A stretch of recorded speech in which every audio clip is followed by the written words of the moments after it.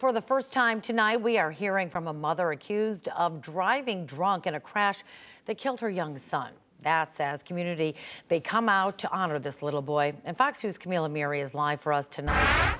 Camille, you have to feel for this mother, but what does she have to say about this claim that she was under the influence at the time?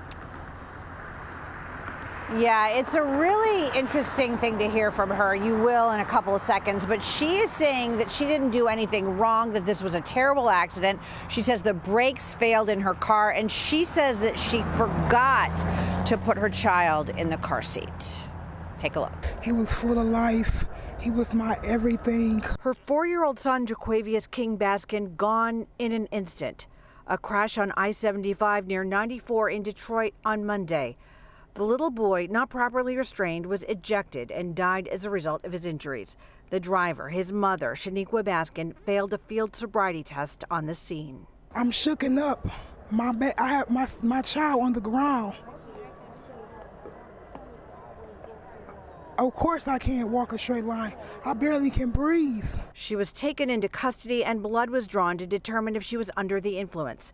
Investigators are waiting on those results. Anybody that knows Shaniqua, they know Shaniqua doesn't drink at all. Meanwhile, on Friday, family and friends gathering to honor Ja'Quavious. His personality is just unbelievable. You know, he was like he was advanced for his age. His personality, if you meet him, you'll love him when you first meet him. He was very, very happy, outgoing. He loved to play. He loved to give me a hug every time he saw me. And while the memories are happy, I'm really at a loss for words right now. The only thing I can do is pray. That's all I can do. Pray for deliverance and pray for peace. That's all I can do. It's just hard.